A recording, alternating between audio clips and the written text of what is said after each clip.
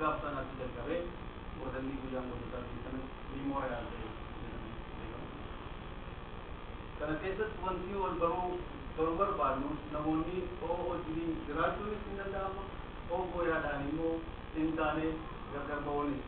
yaanni nu kaasne adda adda irratti Ameerikaa keessatti ta'ee ture waan haaraa miti haa ta'u malee seenaa gootota gaafa sanarraa jalqabame irraa jalqabee amma hadhaallee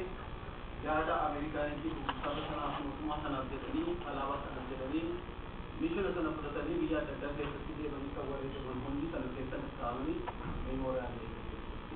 lakkaa'aman jechuudha. Kan gaafa sana qofa hin ta'e hadhallee kan du'aa jiranu sana keessa lakkaa'aman.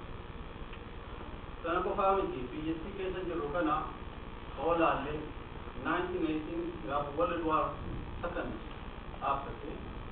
Germany wajjin waliigaltee tokko irratti qaqqaban asumaan namoota